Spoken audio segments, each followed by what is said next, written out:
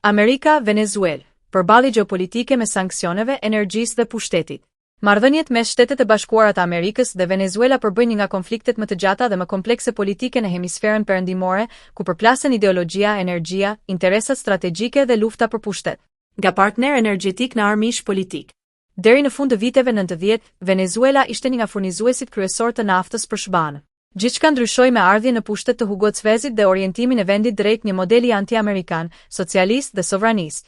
Që nga ajo kohë, Washingtoni e ka parë Caracasin si një kërcënim politik dhe ideologjik në rajon.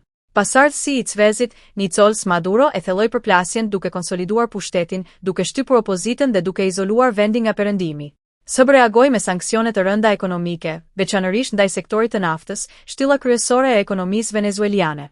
Sanksione, krizë dhe kosto njerëzore. Zyrtarisht, sanksionet amerikane synojnë rivendosjen e demokracisë.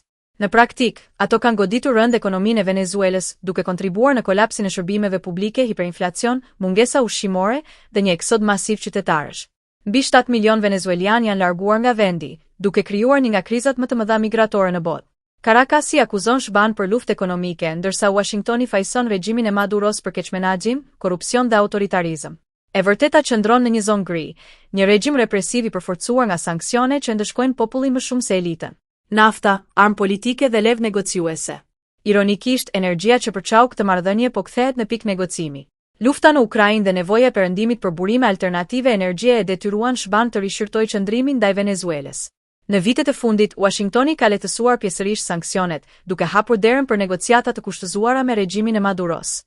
Mesazhi është i qartë: demokracia mbetet kusht, por nafta është urgjencë.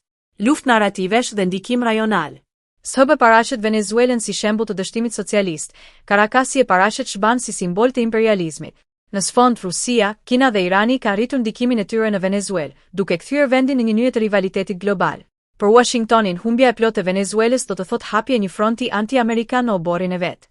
Për Maduros, mbijetesa politike varet nga balancimi mes presionit perëndimor dhe mbështetjes nga aleatët autoritar. Përfundim. Përplasja SBA Venezuela nuk është më thjesht ideologjike. Ajo është një konflikt interesi, energjie dhe pushteti ku qytetari venezuelian mbetet humbësi kryesor. Derisa demokracia të mos jetë reale dhe sanksionet të mos reformohen në mënyrë inteligjente, kjo marrëdhënie do të vazhdojë të prodhojë kriza, jo zgjidhje.